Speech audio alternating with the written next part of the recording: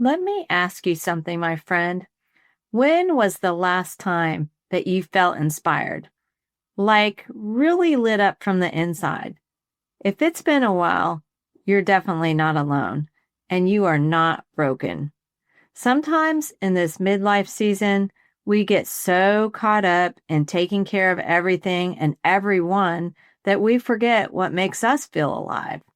But the truth is, God hasn't stopped planting inspiration in you. Maybe we just stopped listening for it. In today's episode, we're talking all about how to find what lights you up again. I'll walk you through 3 powerful ways to reconnect with inspiration, even if you feel stuck, tired, or like your spark is completely gone. Spoiler alert, it's not gone. Hi, friends. Welcome to Taking Back Happy.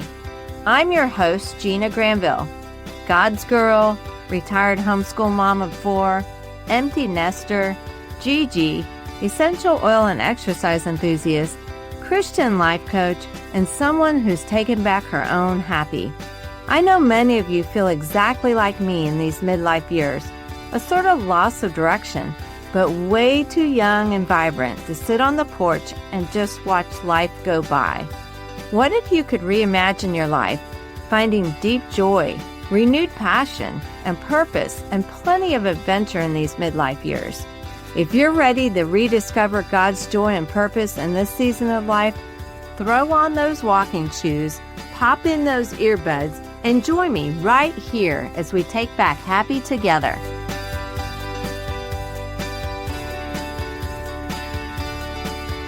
Hey, my friend, and welcome to Taking Back Happy. Today, we're going to be talking about inspiration, especially inspiration in midlife. So there's 3 main areas that I want to talk about. First of all, we're going to start where we felt like we lost the spark. That's going to be our kind of like starting point. The second area we're going to talk about is we're going to follow our curiosity, not the pressure that everybody puts on us, but our true curiosity. And the third is we're going to let God surprise us because I feel like God likes to surprise us. So let's get right into it. So when we're seeking inspiration, a good place to start is, well, at the beginning, like where we think we lost that spark. Where was the last time that we had the spark? And what was that all about? Inspiration often fades because we find ourselves in survival mode. We're not in creation mode. We're not in moving forward mode. We're just in like surviving, just barely hanging on. We can ask ourselves, what used to light us up? What did I enjoy before my life became so full? Or what did I enjoy before my life became so empty? After my kids moved out and moved on, I know a lot of you are like me, and you would say, well, it's my kids, of course. It was raising kids. It was homeschooling kids. It was pouring in the kids. It was taking them to ball games. It was doing this and doing that. But I'm going to challenge you. I'm going to challenge you to think back even before you had kids. What was it that used to light you up before you even had kids? Think about that for a minute. Sometimes we forget that we did a whole heck of a lot of living before we even became moms. So there were a lot of different things that inspired us and lit us up on the inside. There's a verse in Revelation 2:4 that says, return to your first love. And even though this is really talking about our relationship with Christ, I kind of like it. I kind of like thinking about it as returning to inspiration, returning to our passion, returning to those things that we really found a lot of joy and purpose in, which is really the whole entire purpose of Taking Back Happy, right?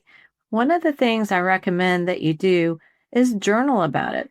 Journal about what makes you feel fully alive. What made you feel fully alive in your past? If we were going to go back and find it, what really made you feel alive? I feel most alive when I'm outside.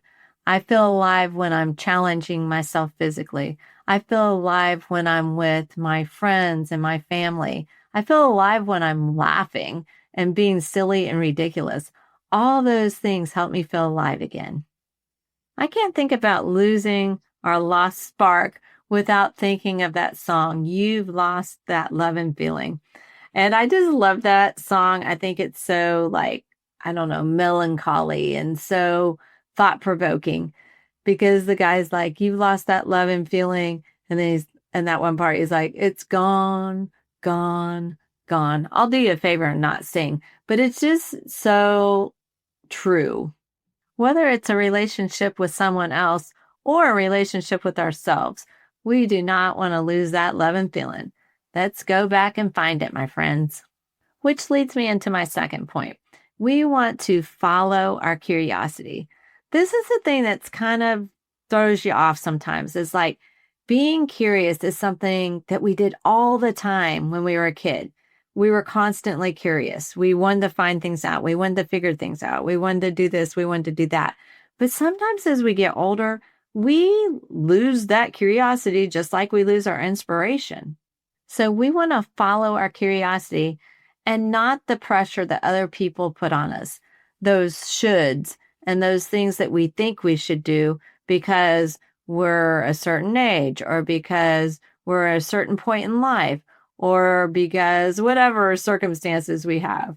No one knows what we should do better than us, but we don't really need a complete overhaul of our entire life. We just need to have like a small nudge, a small little tiny flame of curiosity. Maybe it's painting again. Maybe it's hiking. It could be mentoring someone. It could be writing. It could be baking. It could be learning something new. These are all things that we could do tomorrow. We don't have to do the big giant thing. We don't have to recreate ourselves. We don't have to start a new career. We don't have to find the perfect relationship. We just need to follow that curiosity and try something that we want to do, something we've done in the past or something we want to try new. But here's the catch, my friends. Inspiration comes from movement, not from waiting, not from learning, not from watching other people, but actually taking our own actions. This week I was listening to Stephanie Gass. She's my podcast mentor, actually. And she said, you're not going to get where you want to go by studying. You're going to get there by stepping. But what if I do it wrong? What if I waste my time? What if I don't really find what inspires me? Well, guess what? Every time that we find something that we don't enjoy or doesn't inspire us, we're one step closer to finding what really makes a difference, what really lights us on fire. I challenge you to try something new this week. Try something new with zero expectations. Let it be fun. Let it be freeing. Just be yourself and try something new. Lastly, invite God into the search. Invite him into the curiosity, because I really do believe that God does love to surprise us. He loves to open doors and show us things, new things, and even things that were from our past, things that were once really important to us and we may have forgotten even. I did this one day. I know I've told you guys this story before, but I did this one day when I was like going back and thinking about when I was a child. What kind of child was I? What did I do when I was a child? And I was trying to kind of recreate that purpose, trying to find that purpose again and that inspiration again. And when I went back and I started looking and I started listening to all the stories that my parents had told, and I looked at pictures and I thought about things that I did, I was like, man, I was wild.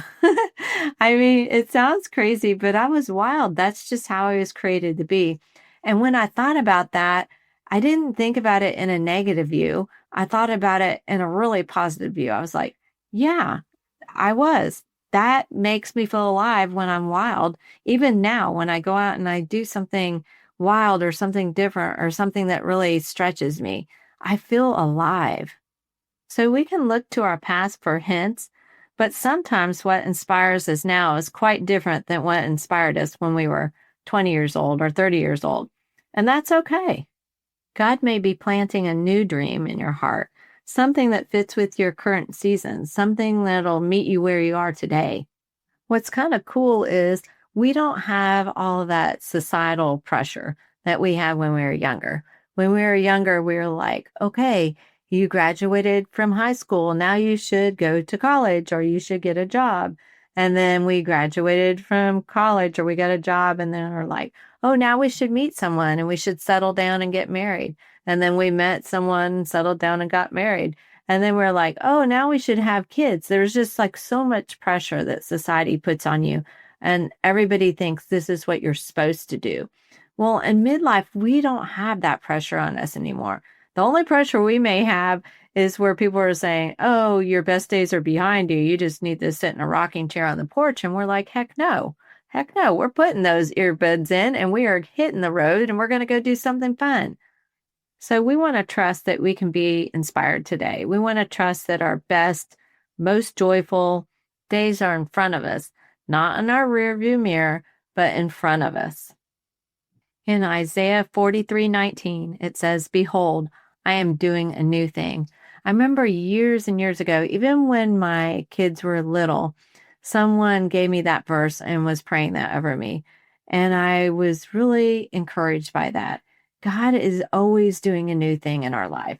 Whether we're 20 years old, 40 years old, 60 years old, 80 years old, He can be doing a new thing in our life.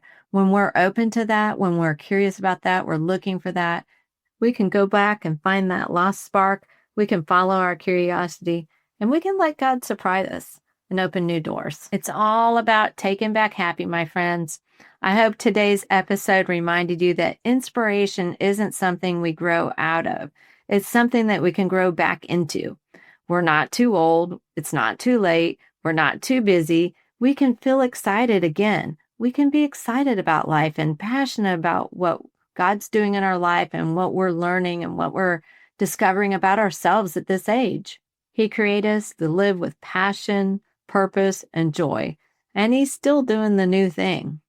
If this encourages you, maybe you want to share it with a friend who needs a little spark too. If you're looking for ideas to get inspired, hop on over to my Taking Back Happy Facebook group. I'll put some ideas in there to help you get inspired.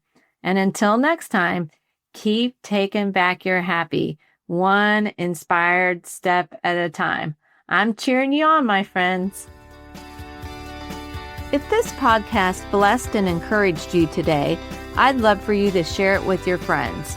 You can take a screenshot and share it in your stories, but make sure you tag me at Gina Granville so we can connect. You can find me on Facebook, Instagram, and TikTok. Make sure you join my Taking Back Happy Facebook group. I'll meet you back here soon, and we'll continue taking back happy together.